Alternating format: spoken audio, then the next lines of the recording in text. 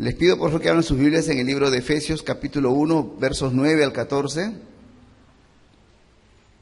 Vamos a hablar acerca de la obra de Dios y la respuesta de los hombres. Efesios capítulo 1 del 9 al 14, por favor, les pido que abran sus Biblias allí. Que dice así la Escritura. Vamos a dar lectura. Dándonos a conocer el misterio de su voluntad, según su beneplácito, el cual se había propuesto en sí mismo, de reunir todas las cosas en Cristo, en la dispensación del cumplimiento de los tiempos, así las que están en los cielos como las que están en la tierra. En él asimismo tuvimos herencia, habiendo sido predestinados conforme al propósito del que hace todas las cosas según el designio de su voluntad, a fin de que seamos para alabanza de su gloria. Nosotros los que primeramente esperábamos en Cristo, en él también ustedes, habiendo oído la palabra de verdad del evangelio de su salvación y habiendo creído en él, fueron sellados con el Espíritu Santo de la promesa, que es las arras de nuestra herencia hasta la redención de la posesión adquirida para la alabanza de su gloria. Amén. Yo sé que a primera lectura lo más normal es no entender nada. Así que si no has entendido nada, me identifico contigo porque tampoco entendí nada las primeras veces que leí este relato. Porque este relato es una síntesis, pero un extracto formidable que hace el apóstol Pablo de un conjunto de doctrinas que toman meses y años para entender. Entonces Pablo en realidad aquí no está explicando tanto esas frases que hemos leído, sino simplemente las está describiendo. O mejor dicho, las está presentando, para que a lo largo del capítulo, a lo largo de la carta a los Efesios, el apóstol va a ir desarrollando y también en otras cartas estos conceptos. Hemos estado estudiando desde el capítulo 1, desde el verso 3 hasta el verso 8, la semana pasada el verso 9 también, hemos estado estudiando las bendiciones espirituales que Dios nos ha dado. Múltiples, muchas. Y muchas bendiciones espirituales que Dios nos ha dado, ni siquiera las conocemos o entendemos. En el cielo las entenderemos un poquito más. Pero en este relato que hemos separado el día de hoy, del verso 9 al verso 14, no solo quiero que veamos las bendiciones en general que Dios tiene para nosotros, sino yo quiero que veamos cómo Dios ha obrado esto. Cómo Dios ha obrado en la vida del ser humano y cuál es la respuesta que el hombre tiene al obrar de Dios o el hombre requiere para que pueda experimentar las cosas que Dios ha preparado para él. Entonces, en primer lugar yo quiero que veamos tres, por decir así, las tres formas de cómo Dios ha obrado a favor del hombre. Y lo vamos a mostrar en las tres personas de la Trinidad: la obra del Padre, la obra del Hijo Jesucristo y la obra del Espíritu Santo. Para terminar luego hablando de y cuál es la tarea del hombre, cuál es la respuesta del hombre frente a lo que Dios va a hacer. Entonces yo quiero que una vez más pongan su mirada en el relato que hemos leído, del verso 9 al verso 14, y puedan ustedes ver junto conmigo algunas frases que van a distinguir la obra del Padre, de nuestro Padre Dios. Dice, por ejemplo, en el verso 9, dándonos a conocer el misterio de su voluntad. Cuando habla de su voluntad, se refiere a la voluntad del Padre. Cuando hablamos de su voluntad, estamos hablando de su decisión, de su plan, lo que Él diseñó, dándonos a conocer el misterio de su plan, de su deseo, de su determinación. Luego dice, según su beneplácito. Quiero explicar, la palabra beneplácito significa su autorización, su permiso, o su bendición. Como que tú delante de tu jefe dices, mira, voy a viajar, quisiera hacer tal cosa, ¿me permites? ¿Me das una semana de licencia en mi trabajo? Al jefe le dices y el jefe te dice, está bien, ve, te doy mi autorización. Está bien, lo que has dicho me parece bien, estoy conforme con lo que estás planeando. Está bien, ve, anda, te doy mi autorización. Pero más todavía, es como cuando una hija o cuando un hijo le dice a su padre o a su madre, papá, mira, ya tengo la edad, tengo 57 años, quiero casarme. Entonces el papá le dice, hijo mío, mi niño, mi baby, te doy mi bendición. No solamente autorizo tu matrimonio, sino algo más. Ahora va con una fuerza afectiva. Pero tanto tiempo he esperado esto, cuánto he anhelado eso. Te doy no solo mi permiso, sino mi bendición. Esa es la palabra beneplácito.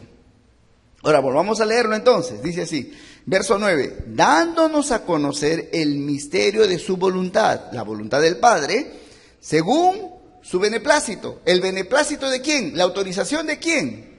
De Él mismo. O sea, Él hace un plan. Esa es su voluntad.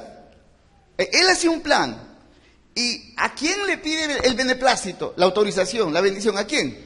A Él mismo. O sea, Él mismo escribe el plan, lo mira y dice, está bien, te autorizo. Él mismo. Porque no hay a quién pedir. No hay nadie más sabio a quien pedir. Él es autosuficiente, infinitamente sabio e inteligente para que lo que Él planea lo hace perfecto. Y dice, conforme o según su beneplácito. Coma, miren, sigan leyendo, verso 9, el cual se había propuesto, ¿qué más? En sí mismo. A nadie le nació lo que Dios planeó, a nadie se le ocurrió y el Señor le copió, le pirateó la idea. Fue idea de Dios. Él en sí mismo se propuso hacer algo, Él en sí mismo, a Él le nació, Él tuvo la iniciativa de planear la salvación de tu vida. ¿A quién le consultó?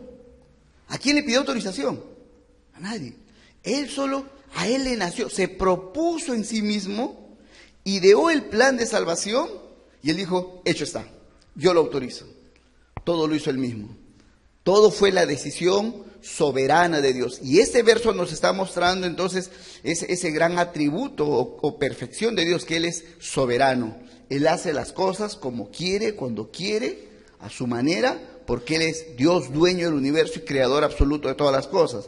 Luego dice el versículo 11, remarcando la obra del Padre, dice, habiendo sido predestinados conforme, ¿qué más dice? Conforme al propósito del qué. Ese del qué, ¿a quién se refiere? ¿De quién? Del Padre, está hablando del Padre. Dice, conforme al propósito del Padre o del que hace todas las cosas, ¿qué más? Según el designio de su voluntad. O sea, dice, esto se hizo de acuerdo a la decisión del Padre, que hace todo lo que quiere conforme a su deseo. Todo está, por decir así, envuelto en la decisión del Padre.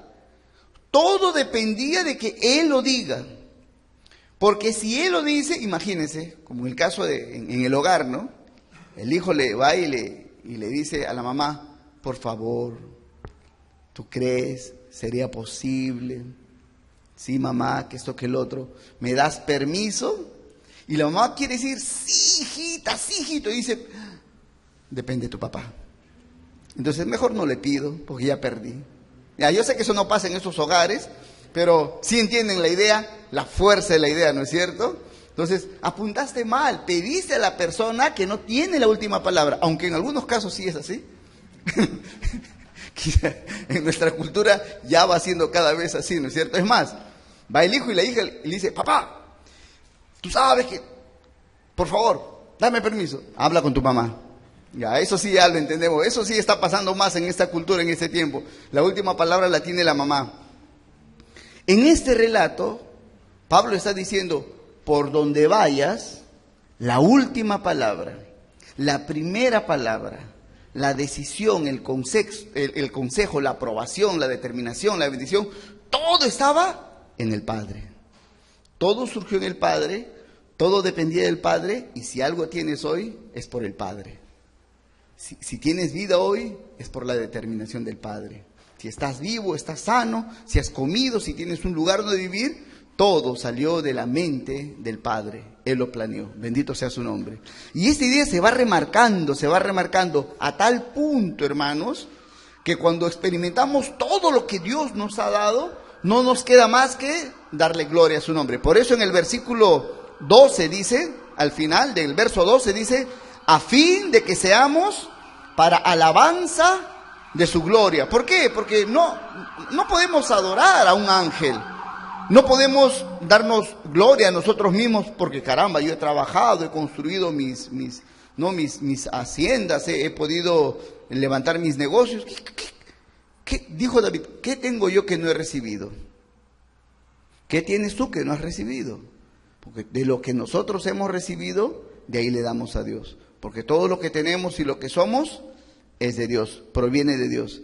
Y también en el verso 14 al final de este relato dice, para alabanza de su gloria. Remarcando que si nosotros comprendemos esto, hermanos, de Dios, que Dios es soberano, que Dios determinó lo que determinó en tu vida en su soberanía, no te queda más que adorar y alabar el nombre de Dios, alabar su preciosísima gracia.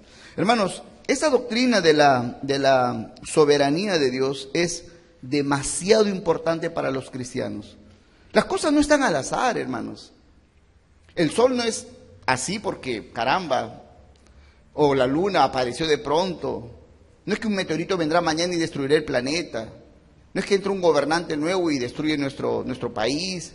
No vendrá un tsunami. Las cosas no suceden porque sí. Todo está escrito. Dios en su soberanía elaboró todo, hermanos. Y absolutamente todo está controlado, supervisado por nuestro Señor.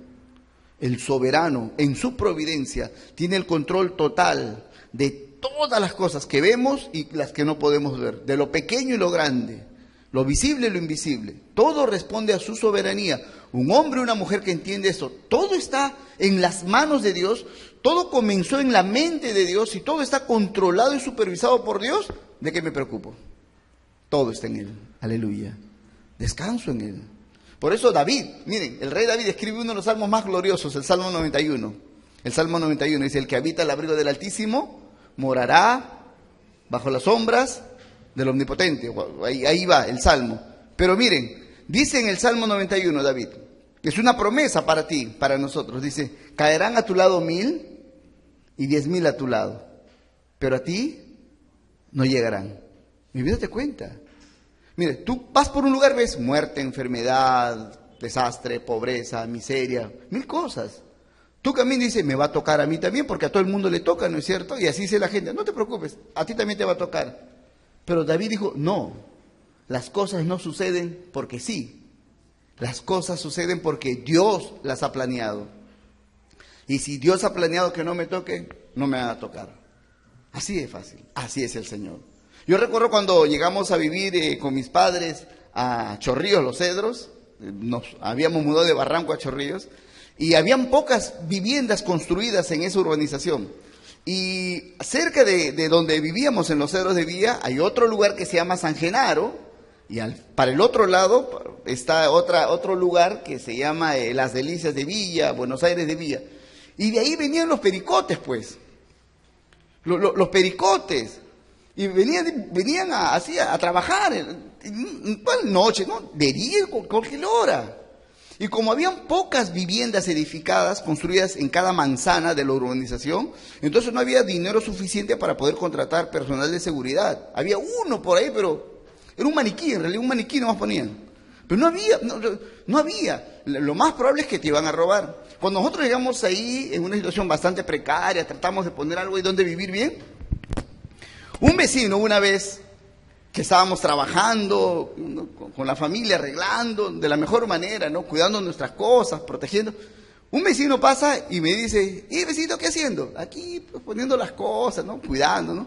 Y me dice, no te preocupes, me dice, aquí a todos nos han bautizado, o sea, a todos nos han robado. No te preocupes, me dice, ya te van a bautizar. Y dice, y efectivamente a todos, es como él me decía, a todos nos han bautizado. Y mi vecino, el que estaba más cercano, construyó su casa y él le han robado 3 veces. 3 veces. Bien cercada a su casa, con un buen portón de fierro, con todo. 3 veces han entrado a vaciar su casa. Ya mis padres están viviendo ahí cerca de 25 años, nunca han entrado. Nunca. No solo nunca han entrado, hermanos, sino que por descuido a veces hemos dejado la puerta abierta y nos hemos ido a la calle. En serio. Y ahí nunca han entrado, nunca. Y es verdad lo que dice David, caerán a tu lado 1000 y 10,000 a tu diestra, mas a ti no llegará. Es que no depende, es que en este lugar hay mucha gente maleada. En este lugar Dios está conmigo. Pero cuando tú entiendes, Todas las cosas suceden por una causa. Yo no entiendo las causas. Todo lo que sucede tiene un propósito. Yo no entiendo los propósitos, pero yo sé que el que los provoca todo y la causa primero de todo lo que sucede, aún de las guerras, de las muertes, de las epidemias, el que está al control y el que provoca todo eso es Dios. Yo no entiendo cómo, pero sé que es así. Y si Él está al orden y al control del universo entero y de mi vida, descanso en Él. Aleluya. Por eso también David escribió un salmo precioso que dice, si Jehová no edificare la casa, ¿qué más dice? En vano trabajan los que la edifican. Dice, si Jehová no vela por la ciudad, dice, en vano trabajan los guardianes. Está por gusto es. Entonces, nosotros decimos, hay un Dios en los cielos, que Él ideó mi vida. No, eso no fue. Yo no soy idea de mi papá, de mi mamá. De repente ni tuvieron la idea. Yo no soy el resultado del pensamiento de un hombre. Yo salgo de la mente de Dios. Llegué por causas secundarias. Dios usó a mis padres. Pero yo vengo de Dios. No vengo de la nada. No vengo de la evolución. Hay un Dios soberano que decidió hacernos y hacernos de esta manera, hacernos aparecer en este tiempo y que tengamos un propósito de vida. Y descansamos en Él. Entonces, esta doctrina, esta enseñanza de la soberanía de Dios es sumamente preciosa y el apóstol Pablo lo enseña muchas veces, hermanos, que en la soberanía de Dios, Dios se glorifica, haciendo cosas que a veces no entendemos, hermanos. Cuando sucede algo fuerte, por decir así, un cataclismo, un terremoto grado 8, un tsunami, mueren muchas personas, uno puede decir, pero caramba, ¿dónde está Dios? Miren esa desgracia, ¿dónde está Dios si existe? ¿Cómo que dónde está Dios? Está actuando. Porque en cierto modo, en un desastre, en una tragedia, Dios está mostrando su presencia en su justicia. Porque los hombres, los seres humanos viven como animalitos. Bueno, yo peco, quebranto la ley de Dios. Dios dice no hagas esto y yo lo hago. Dios dice no hagas esto y yo lo hago. Ya ves, Dios no existe. Puedo vivir mi vida como me da la gana. Y Dios dice espera un tantito. Dios no actúa por emoción, actúa en base a su plan. Llegará el día en que ejecutaré mi justicia, mostraré algo de mi justicia. Y de pronto viene un terremoto, mueren 100 personas, un tsunami, una avalancha, un huaico, un incendio. Mueren muchas personas. Y dice, Dios está mostrando que es justo y que Dios castiga el pecado de los hombres. Dios no es alguien de quien uno se puede burlar. Cuando sucede una tragedia, cuando sucede una desgracia, ¿te produce temor, sí o no? Produce temor. Es para que sepas, hay un Dios en los cielos que gobierna sobre todas las cosas. Bendito sea su nombre.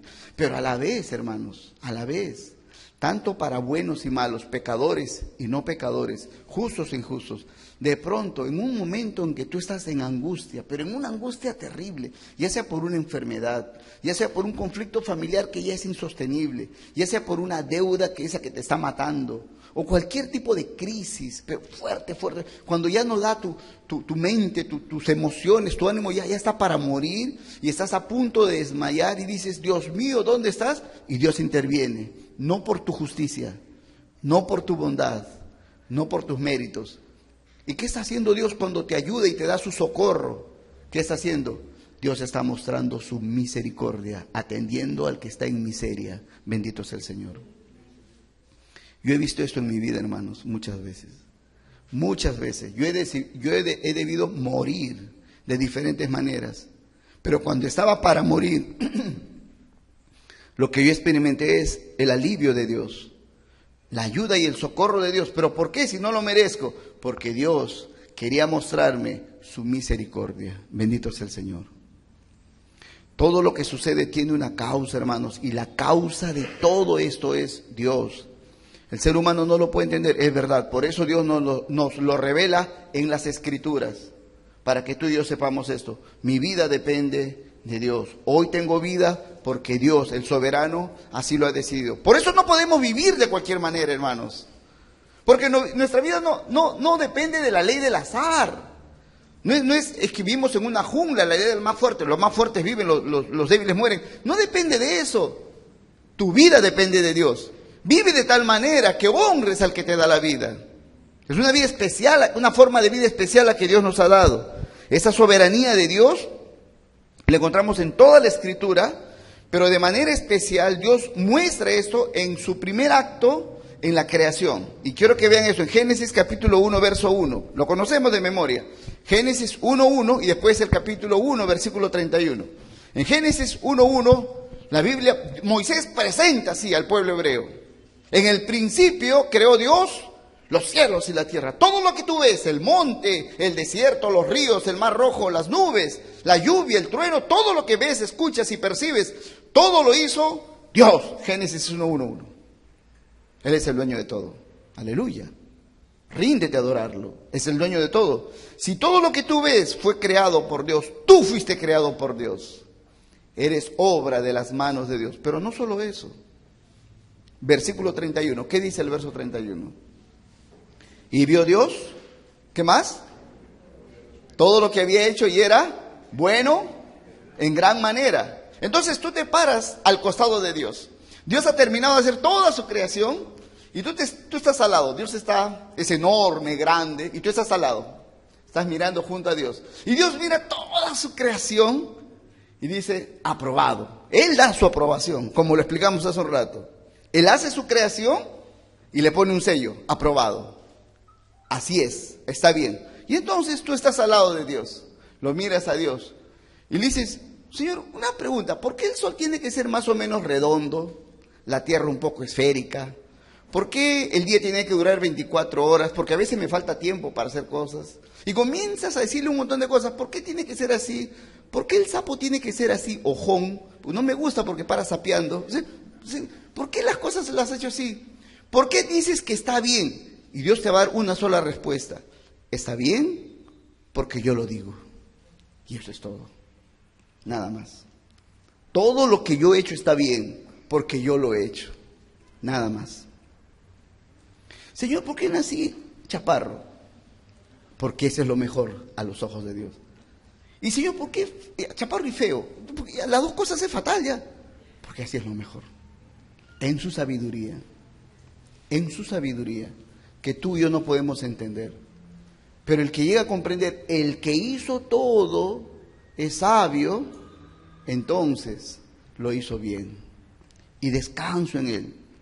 Tiene un buen propósito que haya nacido peruano, que haya nacido cholito.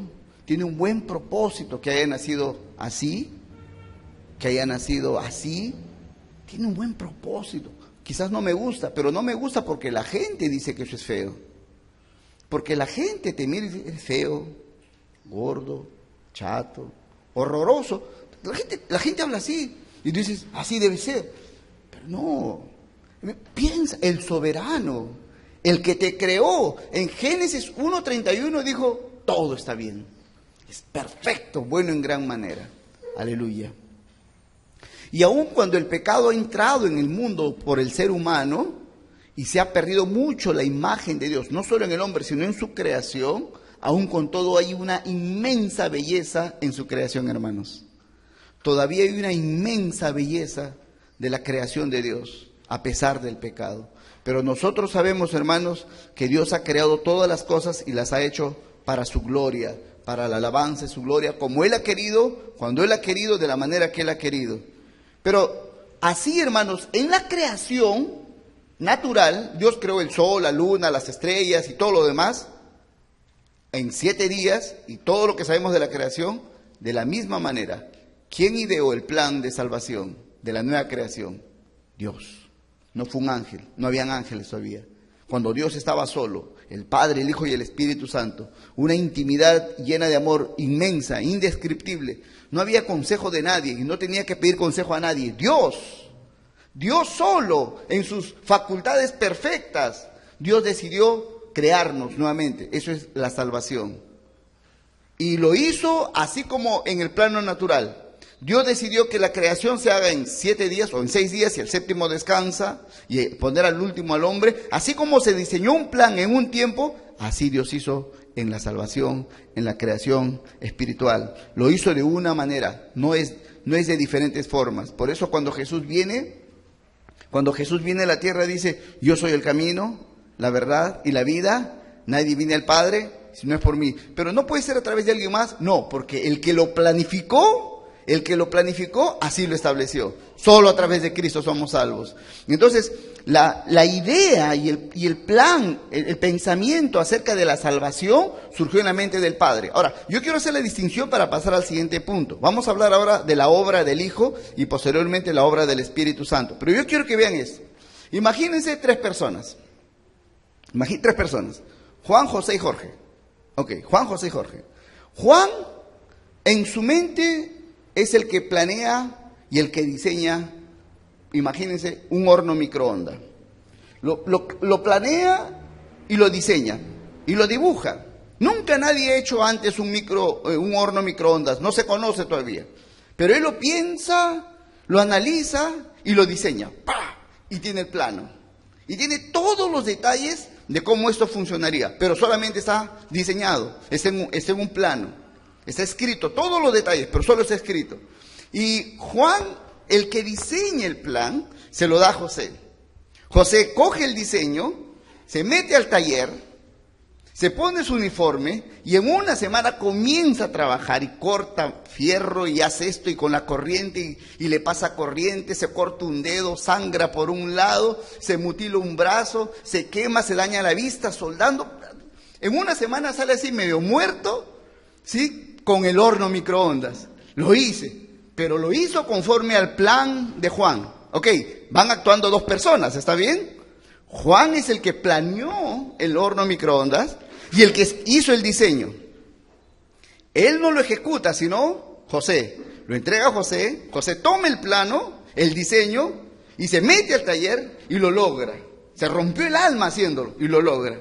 Después que está el horno microondas, se lo dan a Jorge. Jorge coge el horno microondas y dice, ahora yo voy a ofrecerlo a la gente y lo va a vender. 3 personas trabajando. Y los 3 son los que hacen que el microondas llegue al público. Así es la salvación. El Padre planeó la salvación. El Hijo ejecutó la salvación. Vino, nació, creció, murió en una cruz, dio su vida, derramó su alma y todo su ser para que el perdón de los pecados sea posible para ti, para que la vida eterna llegue a ti. Y una vez que Él consigue esto que es su sacrificio, presenta al Padre el sacrificio y el Padre mira el sacrificio de Cristo y dice, perfecto, este es el sacrificio perfecto para el perdón absoluto, total de los hombres. Ahora, ¿a quién le dan esto? Al Espíritu Santo. Y el Espíritu Santo viene a tu vida y aplica eso y lo ofrece a tu vida a través de la predicación del Evangelio, produciendo en tu vida arrepentimiento y fe en Jesucristo. Y cuando tú despiertas, has sido salvo por el Señor. ¿Quién trabajó? El Padre, el Hijo y el Espíritu Santo. La plenitud de Dios. Aleluya. Entonces, después de ver esta distinción, enfoquémonos un momentito en Jesucristo. Volvamos a leer el relato de Efesios. Efesios capítulo 1, versículo 10 y 11. Efesios capítulo 1, versículo 10 y 11. Miren por favor allí. Después de haber hablado acerca del Padre, ahora va a hablar con mucho énfasis acerca del Hijo. Dice así, Efesios 1:10, dice, de reunir todas las cosas en Cristo. Va una. Luego dice en el verso 11, en Él, ¿a quién se refiere? A Cristo. Dice, en Él asimismo tuvimos herencia. Versículo 12, nosotros los que esperábamos primeramente en Cristo. Van 3 veces. Versículo 13, en Él también, ¿a quién se refiere? A Jesucristo. En Él también ustedes, sigue, dice, habiendo creído en Él. Una vez más, ¿pueden ver la incidencia? ¿De quién está hablando? De Jesucristo. Y lo que Pablo quiere decir es que el Padre tomó la decisión en su propia voluntad salvar nuestras vidas. Pero ¿quién se encargó de ejecutar ese plan precioso? Fue Cristo Jesús. Por eso dice el verso 10, que el plan de Dios, la voluntad de Dios, ¿cuál era? Reunir todas las cosas en Cristo. Ahora, quiero que vean rápidamente esto. Una vez lo hemos explicado. En el Antiguo Testamento, desde Génesis hasta Malaquías, se anuncia de 1000 formas acerca de Jesucristo y su obra en tu vida. de Jesucristo y su obra en tu vida. Pero Jesucristo no aparece exactamente en el Antiguo Testamento, sino cuando en el Nuevo Testamento nace en Belén, y después nace de María, y después crece y lo crucifican. Pero en el Antiguo Testamento, donde se parece que no está Jesús, Jesús aparece simbólicamente. Y miles de símbolos acerca de Jesucristo. Por ejemplo, cuando Adán y Eva pecaron, Dios los cubrió con unas pieles. Esas pieles eran de un animal, pero las pieles de ese animal muerto, ¿a quién representan? A Jesucristo, que tenía que morir, derramar su sangre y cubrirnos de nuestra inmundicia y nuestro pecado. Aleluya. Pasan los años y ahora presentamos a Caín y Abel. Y Caín se presenta delante de Dios y presenta frutos de la tierra. Y Dios lo desestima y no le agrada su ofrenda. Pero Abel se presenta a Dios. ¿Y qué trae Abel? Dice, lo mejor de las ovejas, lo mejor, una ofrenda, derrama sangre. Y Dios vio con agrado esa ofrenda, ese animalito muerto, ¿a quién representa? A Jesucristo. Abel no era un hombre bueno, él era un hombre pecador, corrupto, depravado. Pero halló gracia ante Dios por causa del cordero. Ese cordero, ese animal representa a Jesucristo que muere por nosotros. Y así vas avanzando en el libro de Génesis y encuentras a Noé. Y Noé va a morir en el diluvio, junto con millones de personas. Pero se salvó. ¿Cómo se salvó? Por el arca. Y esa arca, entonces, ¿a quién representa? A Cristo Jesús, la cruz del Calvario. Entonces, en Cristo, todas las cosas en la historia, todas las cosas de la Biblia comienzan a tener sentido. Ahora todo lo entiendo, cada escena de la Biblia. Cuando David mata a Goliat, David no puede matar a Goliat. David quizás mediría 1,70 m, muchacho, era un adolescente, 1,70 m, quizás 1,75 m, por ahí, un chiquillo, era un adolescente. ¿Cómo es posible que él pueda pelear medio calato, con sandalitas y medio calato, pelear con un gigantón de casi 3 metros, un hombre agarrado, un herculacho? Es imposible. Nadie quería pelear con Goliat, pero David peleó y lo mató y le cortó la cabeza. ¿Cómo fue posible? Porque David no representa a David, sino a Jesucristo, que se hizo hombre, débil, siervo, pero en su debilidad quebró la cabeza de Satanás y nos dio libertad. Entonces, cada evento en la Biblia nos hablaba de Cristo, pero era un misterio. Pero cuando Cristo vino, ¡pah!, todo se destapó. Ahora entiendo la Biblia. Todo me hablaba de Jesucristo, porque eso es lo que yo necesitaba para ser salvo. Aleluya. El maná en el desierto, el mar rojo, la roca que estaba en el desierto, todo simbolizaba a Jesucristo, su sangre derramada por nosotros. Pero también significa ese verso 10, reunir todas las cosas en Cristo, que Dios junta ahora a un solo pueblo, todos bajo un solo pueblo y un solo cuerpo. Eso es, los israelitas y los que no son israelitas. Nosotros, por ejemplo, un judío, si tú hablaras con un judío, ahora en la actualidad hablaras con un judío que no es cristiano, él te miraría con pena. Te pregunta, ¿de dónde eres? De Perú. Ya, ¿qué pena tengo? Te diría, ¿qué pena me das? ¿Pero por qué? Porque eres peruano, pues. ¿Pero qué es lo malo de ser peruano?, le preguntas tú. Lo malo de ser peruano es que no eres judío. Eso es lo malo. Eso es lo malo. Porque la bendición y la salvación de Dios solo viene para los judíos. Es lo que piensan los judíos. Pero lo que no entienden los judíos es que Dios comenzó su obra salvadora en los judíos, pero no termina en ellos. Ellos serán solo un símbolo del grupo de millones y millones que sería todo el pueblo de Dios, la iglesia de Jesucristo. Y con Cristo se han abierto las puertas a todo el mundo. Cualquier ser humano puede obtener salvación y vida eterna. No importa sus costumbres, no importa la religión que hayamos tenido, en Cristo nosotros podemos ser salvos totalmente. Y por eso la Biblia dice en Juan 3:16, porque de tal manera amó Dios al mundo que ha dado a su Hijo unigénito, ¿para qué? Para que todo aquel que en Él crea tenga vida eterna. Aleluya. Todo hombre, y Jesús lo dijo así, venid todos los que están trabajados y cargados. ¿Alguien quiere descansar? Venga a mí. Pero yo soy griego, yo soy fenicio, yo soy un asqueroso romano. Ven nomás, romano, ven. Cualquiera que quiera, cualquiera que desee. ¿Quieres venir y tener paz con Dios? En Jesucristo. Se han abierto las puertas.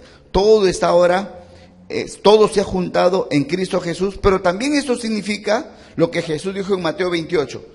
Toda autoridad me ha sido dada en los cielos y en la tierra. Ahora todo, hermanos, una vez más ha sido recuperado. Adán, Dios puso a Adán en el huerto como señor de la tierra. Era como el primer ministro en la tierra, era el gobernante de la tierra. Adán tenía autoridad sobre todo y todo lo perdió. Y quien tomó esta autoridad, ¿quién fue? Satanás. Por eso miren el mundo, miren la sociedad, nada más el desorden, el caos que hay. Todo esto, hermanos, la Biblia dice que está bajo el maligno. Y el maligno hace sus cosas aquí. Pero cuando Cristo no venía, el diablo era el que dominaba, gobernaba y hacía lo que quería hasta cierto punto. Pero una vez que Cristo vino, Cristo recuperó como hombre la autoridad que Adán había perdido. Ahora tú y yo podemos tener autoridad, dominio, poder aquí en la tierra y en la eternidad también, hermanos, por causa de Jesucristo. Pero no solo eso, hermanos, sino también todo ha sido reunido en Cristo para que el nombre de Cristo sea alabado y adorado por la eternidad. En el libro de Filipenses capítulo 2, versículos 10 y 11 habla de Jesucristo que fue exaltado hasta lo sumo. Dice, de tal manera que toda lengua confiese que Jesucristo es el Señor. Toda rodilla se doblará en los cielos y en la tierra y debajo de la tierra, y toda lengua confesará que Jesucristo es el Señor. Ahora, un momento, quiero que comprendan esto, hermanos. Esto es muy importante. Para terminar este punto de Jesucristo. Los judíos esperaban al Mesías. Los judíos esperaban que venga el Mesías. Y llegó. Es como tú y yo cuando estamos envueltos en 1000 problemas. Quiero que por un momento te remontes a una circunstancia en la que estabas en una aflicción tan grande que esperabas, Dios mío, ayúdame, yo espero en ti, porque ya no hay por dónde. No veo quién me puede ayudar. Dios mío, tú eres mi única esperanza. Bueno, los judíos decían así, Señor, envía el Mesías, el Salvador, que si Él viene, si Él viene, mi vida cambia. Él vino y lo mataron. Vino, pero le menospreciaron. Pero no solo hablo de los que dijeron crucifícale. Sus mejores amigos, los discípulos, lo abandonaron. Y Jesús dijo esto a sus discípulos, muchachos, este día, esta noche, voy a ser entregado y me van a matar. ¿Y Pedro qué dijo? ¿Recuerdan? Su amigo. Con él comía ceviche, con él. Su amigo, Pedro. Maestro, todos ellos te van a dejar. Mateo, sobre todo Tomás. Ellos te van a dejar. Pero yo, mi vida daré por ti. Y Jesús le dice, ¿qué cosa, Pedro? ¿Tu vida darás por mí? Escúchame, hoy me vas a negar 3 veces antes que el gallo cante. ¿No creyó eso Pedro? En la noche Pedro estaba llorando. Esa noche Pedro estaba llorando. ¿Cómo lo negué? Es lo que te ha pasado a ti y a mí. Señor, ayúdame, por favor. Tengo un problema serio, por favor. Que si tú me ayudas, así, de veritas, esta vez sí, con toda mi alma te voy a servir. ¿Te ayuda? No te acercas a Dios. Señor, si me sacas de esta, pero me sacas, esta vez sí, Señor. Si pagas mi deuda o me ayudas con mi hogar, si tú haces esto, si me sanas, si haces esto, te juro, por Diosito, te juro, mi vida cambia. No cambia. Cambia para mal, para ser peor. Igual que Pedro. Pero cuando Cristo llega a gobernar tu vida, la vida cambia. Y cuando Pedro fue lleno del Espíritu Santo, sus ojos entendieron quién era ese hombre. No era un carpintero. Solo porque comía ceviche conmigo, no era solo un hombre. Era hombre, pero era el Hijo de Dios. Cuando Pedro tuvo la revelación en su corazón, en su espíritu, este hombre era el Hijo de Dios, mi Salvador. Nunca más lo negó. Nunca más. Por eso no solo tenemos que llegar al punto de decir, bueno, Cristo es el Salvador, Cristo es el que vino por nosotros. Va más allá. Que se cumple en mi vida lo que dice Filipenses 2, que toda rodilla se doblará y toda lengua confesará que Jesucristo es el Señor, aunque me maten. Aunque me despidan del trabajo, aunque pierda en mis clases, aunque pierda economía, no importa, pero vivo ahora para adorar a Jesucristo. Pero ¿por qué mucha gente no viene a la iglesia? Porque tienen que guardar cuerpo. ¿Para qué? Para trabajar mañana. Porque para lo que van a hacer mañana les van a pagar. Pero como en la iglesia no les van a pagar, entonces sacrifican el tiempo que es para Dios y se lo dedican a sus actividades. Porque tienes que pensarlo bien fríamente. Jesucristo fue humillado hasta lo más bajo, para ser exaltado hasta lo sumo, de tal manera que toda rodilla se doble y toda lengua confiese que Él es el Señor. Un hombre o una mujer que no puede experimentar esta situación de rendirse al Señor y vivir para Él, para adorar a costa de cualquier cosa, tiene que pensar si realmente es salvo. Tiene que pensar, ¿realmente eres salvo? Porque ¿de qué te ha salvado Dios? ¿De qué nos ha salvado? De nuestra idolatría. Pero si yo sigo gobernado por mis ídolos, ya sea el dinero o lo que sea, entonces, ¿soy salvo de verdad? Porque lo tengo que pensar. Cristo ha venido, hermanos, para salvarnos, pero no solo para salvarnos, para ser el Señor de nuestras vidas. Pero también, hermanos, tenemos la obra del Espíritu Santo. Y en el relato inicial que hemos visto en el libro de Efesios, capítulo 1, ustedes pueden ver una vez más, hermanos, con esto vamos a terminar ya. En Efesios capítulo 1 dice así, versículo 13 y 14, dice así: en Él, o sea, en Cristo, también ustedes, habiendo oído la palabra de verdad y el evangelio de su salvación, y habiendo creído en Él, fueron sellados con el Espíritu Santo de la promesa, que es las arras de nuestra herencia. Quiero explicar esto. Dice que nosotros, habiendo oído la palabra y creído en Jesucristo, hemos sido sellados con el Espíritu Santo. Y el Espíritu Santo es las arras de lo que Dios nos ha dado. Ese es un término bastante comercial. La palabra arras es un término comercial, significa garantía. ¿Qué significa? Que cuando Dios viene a tu vida y comienza a trabajar en tu vida hasta que te noquea, te quiebras, tu vida se quebranta y reconoces a Jesús como tu Salvador en arrepentimiento y fe, cuando eso pasa de verdad, y se produce la conversión, o sea, hay un cambio en tu vida y lo sabes, lo estás experimentando, esa experiencia es la obra del Espíritu Santo. Esa obra del Espíritu Santo en tu vida es el sello, es la garantía. ¿Garantía de qué? ¿El sello de qué? De que Dios te ha tomado. He sido sellado. Dios me ha puesto una marca. ¿Cuál es esa marca? Lo puedo ver. Mi salvación. Me he convertido. Antes las cosas de Dios no me interesaban para nada. Ahora surge en mi corazón un deseo por las cosas de Dios. Progresivamente ahora tengo más respeto por Dios. Tengo más devoción. Al punto que estoy aprendiendo a amar a Dios. Este libro, la Biblia, era un libro negro extraño para mí. Extraño para mí, pero ahora tiene sentido sus palabras. Ahora surge en mi corazón una devoción por leer este libro.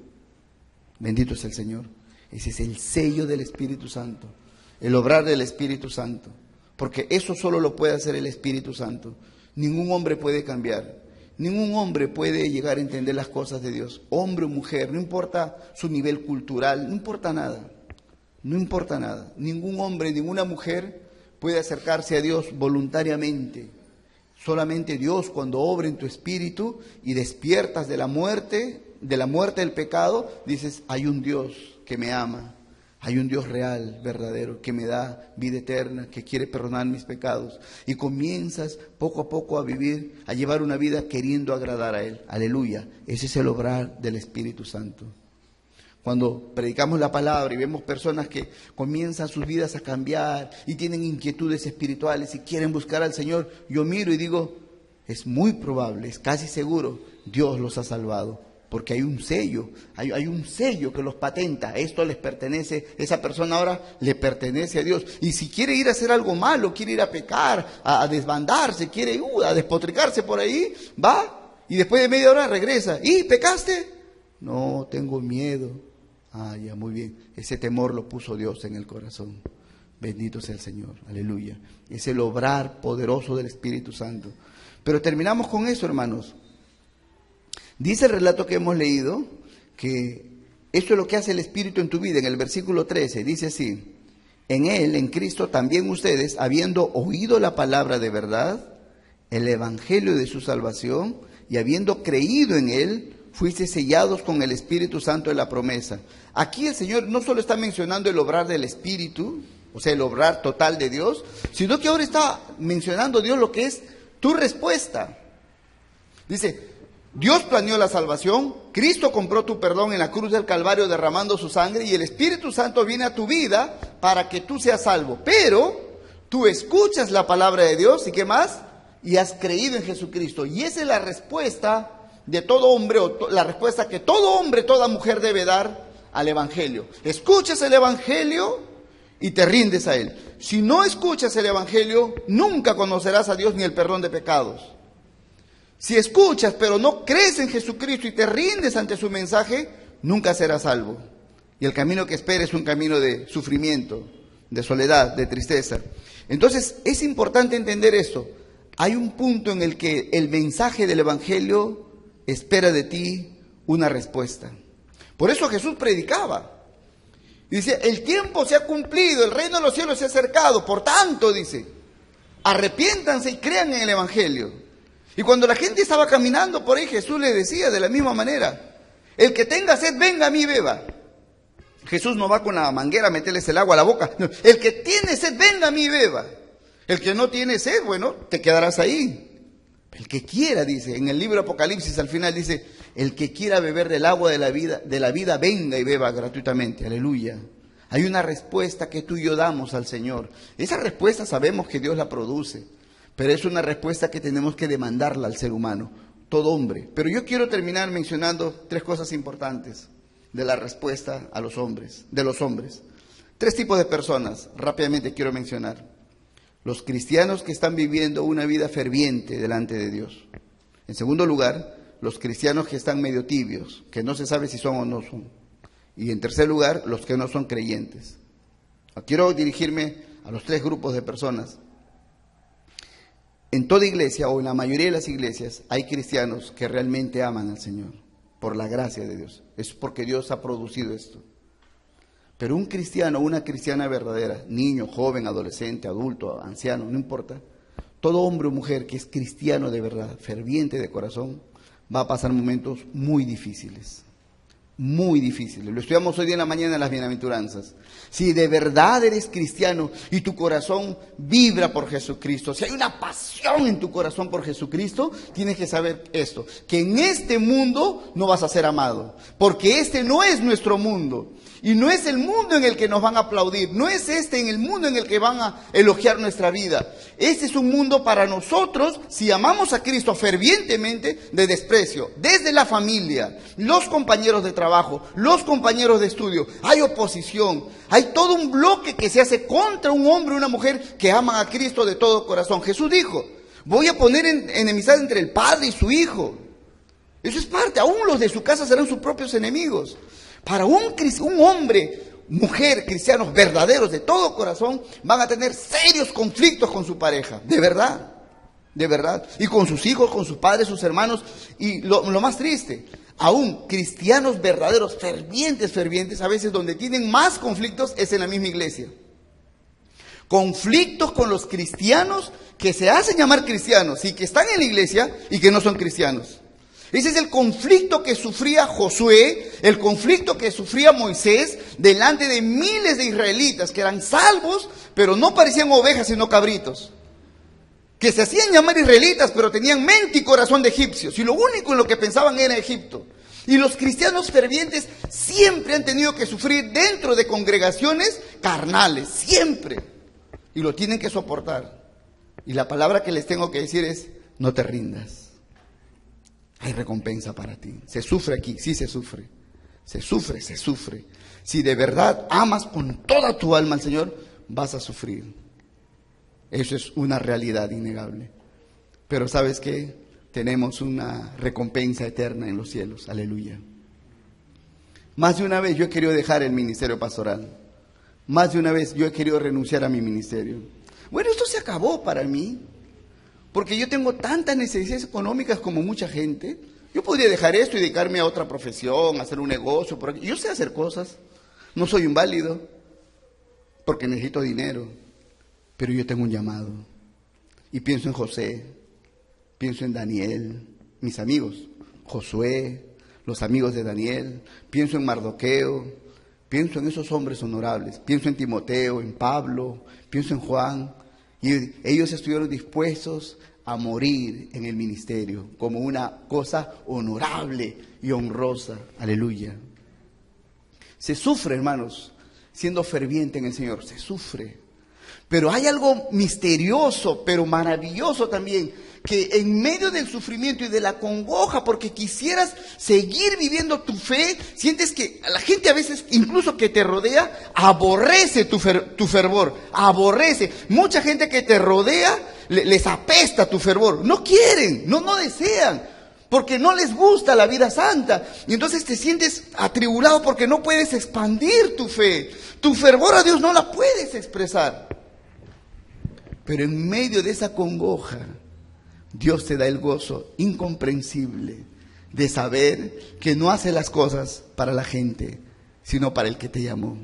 Aleluya. Por eso Pablo, cuando escribe una de sus cartas, les dice, ¿no? Dice, en mi primera defensa, en la cárcel, en mi primera defensa, todos me abandonaron. No está hablando de los malos, está hablando de mi comitiva. Yo fui con mi grupo de discípulos, Timoteo, Tito, con mi gente. Y cuando voy a enfrentar la defensa, estaba solo, me dejaron, me abandonaron. Eso es triste, hermanos, horrible es eso. La soledad del líder es horrible, horrible. Pero él dice esto, pero el Señor estuvo a mi lado. Aleluya. Entonces no estuve solo. Y esa soledad fue buena para contemplar la mejor de las mejores compañías que el hombre puede tener, la presencia de Dios. Bendito sea el Señor. Hermanos, hay momentos difíciles. Si tú, joven, señorita, hermano, hermana, si tú amas a Cristo con todo tu corazón, vas a sufrir. Está anunciado en las Escrituras. Mira la vida de los profetas. ¿Cómo le fue a Isaías? A Isaías lo cortaron en pedazos vivo. A Jeremías lo metieron a un pozo, a una cisterna, en un lugar horroroso donde probablemente estaba lleno de excremento. Allí lo metieron a Jeremías. Los hombres de Dios no han pasado bien la vida aquí en la tierra, pero ellos entendieron que lo de esta tierra no era un lugar para diversión. Esto era un tiempo de preparación para la eternidad. Trabajaban para cosas mayores, para la eternidad, no para un buen salario. Y cuando miras eso, te animas. Yo quiero animarte. Hermano, hermana, si tú amas a Dios con toda tu alma, no te desanimes en las luchas, no te desanimes cuando falte el dinero, no te desanimes cuando viene la enfermedad, no te desanimes porque hay recompensa para ti. Aleluya. Hay recompensa gloriosa, bendito sea el nombre del Señor. Y recompensas grandes, hermanos, porque en los cielos, aunque tú y yo no merecemos absolutamente nada, pero en los cielos Dios va a declarar tu nombre y Dios te va a dar más autoridad que a otros. Otros que son salvos y que llegarán al cielo, llegarán, pero no tendrán las recompensas que Dios te puede dar a ti. Vive por algo mejor. No vivas por una recompensa temporal. Yo quisiera cosas aquí en la tierra, pero hay cosas más grandes. Y puedo renunciar por lo temporal, por lo eterno. Aleluya. Mira lo eterno. Hay una vida gloriosa para nosotros. Pero en segundo lugar, hermanos, también quiero dirigirme a los hermanos, y yo sé que esto a veces también lo ven en internet. Quiero dirigirme a los que son hijos de Dios, pero que a veces no se sabe si lo son. A veces más parece que no lo son, porque con termómetro, con no sé qué se les puede medir y por todas las pruebas sale que no, pero dice que sí. Aquello dice, pero yo soy cristiano, soy cristiana, pero mira su vida y le evalúas. Pero ¿dónde encajo tu vida? Yo busco tu vida, ni en el Antiguo Testamento, ni en el Nuevo Testamento, no se parece a un cristiano. De repente si la comparo en el libro del Mormón, en el Corán, de repente por ahí calza. Pero en la Biblia, pues mira tu vida, tu caminar, tus actitudes, no de un día, sino de un tiempo prolongado, donde puedas evaluar realmente tu vida. Miras tu vida, tus gustos, lo que más amas, lo que te quite el sueño. Por lo que te quedas hasta las 12 de la noche, 1 de la madrugada, 2 de la mañana, y después dices, son las 3 de la mañana, y no me dormí haciendo esto. Piensa, ¿qué cosas son las que te quitan el sueño? ¿Por qué cosas te levantas, pero así, a las 3, 4 de la mañana, y sales volando? ¿Por qué cosas? ¿Qué es lo que enciende tu corazón? Piensa, Dios, Cristo, la iglesia, vienes corriendo al templo, dejas todo por venir corriendo a la iglesia a adorar a Dios. Cuando cobras tu salario, separas lo primero para Dios. Piensa, ¿qué ¿Qué es lo que más te inquieta en la vida? ¿O qué más te atemoriza? ¿Es Dios? Porque es necesario evaluar la vida. Jesús dice en el Apocalipsis, en la última carta, a la última de las iglesias, le dice, yo te aconsejo, dice, que de mí compres colirio, unge tus ojos para que veas, porque diciendo que eres rico, eres pobre, desventurado, miserable y desnudo. Compra de mí colirio. Le está hablando a su iglesia, no le está hablando a los incrédulos, a su iglesia. Dice, compra de mí colirio, unge tus ojos para que veas claramente, mira tu vida. Si eres mi hijo, eres mi hija, mira tu vida. Porque dice, yo aborrezco a los que son tibios, los aborrezco y estoy a punto de vomitarlos. Tú tienes que evaluar esto, no tomes como cosa ligera esto. Pablo nos habla de la preciosa Trinidad que trabajó con toda su sabiduría, con toda su fuerza para darte algo tan glorioso que tú no puedes pisotear. Si lo pisoteas una y otra vez, piensa entonces, ¿es posible que seas cristiano de esa manera? Lo tienes que evaluar. No vaya a ser que llegue el día en que te presentas alegremente delante de Dios y Dios diga, no te conozco, arrójenlo, arrojen a esa mujer, arrojen a ese hombre, hacedores de maldad. Nunca los he conocido, porque muchos escucharán esa voz. Y esa voz sí me aterra, hermanos. Esa voz me aterra. Un día el Todopoderoso va a declarar algo de ti, o bien dirá, bravo, buen siervo, buena sierva, entra al gozo de tu Señor. Al que tiene poco se le dará más, pero otros serán lanzados, hermanos, expulsados. Tú tienes que pensar si realmente eres cristiano, tienes que pensar si eres de los que quieren fervientemente servir a Dios a costa de todo, o juegas con las condiciones, con las circunstancias. Depende de si hace calor, si me pagaron mi sueldo, si está yendo bien el negocio, si mi familia me quiere, voy a la iglesia. Si me dicen no, entonces no voy a la iglesia. Tienes que evaluarlo. Mejor es evaluarte ahora, evaluarte ahora y llegar a un punto tan importante de rendirte al Señor. Pedirle al Señor que en su misericordia te perdone y entregue su vida a Cristo sinceramente. Y en tercer lugar, también me dirijo a los que no son creyentes, porque incluso algunos que propiamente no se hacen llamar cristianos evangélicos, de alguna manera se sienten creyentes en Dios. Casi todo ser humano que todavía le funciona el cerebro se considera creyente en Dios. Unos cuantos terrícolas por ahí existen siempre, que aunque hayan tenido estudios universitarios y todo lo demás, por ahí dicen que Dios no existe. Es que es el colmo de la brutalidad llegar a decir eso. Es decir, tantas letras y tanto conocimiento han nublado tanto el cerebro de un hombre que no pueda reconocer que todo lo que tiene sucedió por la mano de un Dios creador. Pero casi todo ser humano piensa y cree que existe un Dios. Pero eso no es suficiente para ser salvo. Porque no solo la creación y la Biblia nos muestra de que existe un Dios, sino que la Biblia nos dice que hay un Dios que es santo, y Dios santo aborrece el pecado, y Dios santo es justo y que hace justicia corrigiendo y castigando el pecado. Por tanto, si yo me doy cuenta que soy pecador y que hay un Dios justo, estoy en un serio problema. Si el Dios verdadero que existe, que es real, es justo y no tolera el pecado, sino lo castiga donde lo encuentre, yo estoy en un serio problema, porque ¿a dónde me puedo esconder de Dios? ¿Dónde puedo ir? ¿Me voy a provincia? ¿Me voy a otro país? ¿Dónde me puedo esconder de la justicia de Dios? No puedo. David dijo, ¿a dónde huiré? ¿Escaparé de tu presencia? ¿A dónde? Solo hay un lugar, hermanos, la cruz de Jesucristo. La cruz de Cristo. Por eso, si tú no conoces a Cristo de verdad y no le has entregado tu vida, no importa qué tan bien te vaya en este día, no importa qué tan más o menos bien te vaya en este tiempo. Bueno, tengo mi chambita, estoy estudiando en la universidad, las cosas me salen bacán, todo me está yendo más o menos bien. No te confíes de eso. Hay un Dios creador que te ha dado un tiempo de vida y no conoces cuál es el tiempo de tu vida. Hoy, si hoy escuchas la voz de Dios, reconoce a Dios tu necesidad de perdón.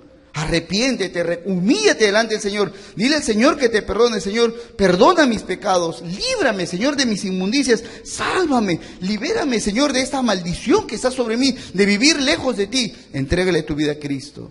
El Señor Jesús dijo, vengan a mí, Todos los que están trabajados y cargados. Hay perdón en Jesucristo, aleluya. Todo aquel que quiera puede beber de la fuente. Todo aquel que quiera puede ser perdonado. Hay que rendirse al Señor Jesucristo y experimentar la paz de Dios. Amén. Si esta mañana, hermanos, han entendido la voz de Dios, les pido que obren de acuerdo a esto. Respondan a la voz de Dios. Respondan a la voz de Dios. No dejen que la voz de Dios hable a su corazón y no darle una respuesta. Tienes que responder a Dios. Si no respondes a su amorosa voz, Dios te va a hacer oír su voz de otra forma, quizás una forma que no te va a agradar. Hoy es una gran oportunidad para ponernos a cuentas con Dios y terminar la vida adorando a Dios. Vamos a orar, vamos a orar. Señor amado, en esta mañana te damos gracias, Señor, por tu inmensa bondad. Gracias, Señor, porque enviaste a tu Hijo Jesucristo a morir por nosotros. Gracias porque nos diste a tu Espíritu Santo, que es el que nos habla de ti y nos redarguye y nos convence de pecado. Señor, en esta mañana te pedimos perdón por tantas faltas, por tantas miserias en nuestra vida, por tanta necedad, Señor, por tanta rebelión, Señor. Perdona la dureza de nuestro corazón, Señor, la insensatez de nuestra alma, Señor. Padre, en esta mañana venimos a ti, te pedimos que tú nos perdones. Perdona nuestros pecados, perdona la maldad que hay en nosotros, Señor. Permítenos experimentar tu perdón y la paz de tu perdón. Creemos que Jesucristo verdaderamente derramó su sangre y pagó el precio necesario para nuestra liberación. Hoy día recibimos ese perdón, te entregamos nuestra vida a ti, Señor. Haz con nosotros lo que tú quieras. No solo queremos tenerte como nuestro eterno Salvador, sino también queremos que tú seas nuestro Señor y vivir bajo tu dominio, bajo tu señorío. A ti sea la gloria, Padre. Oramos en el nombre de Jesucristo. Amén. Amén.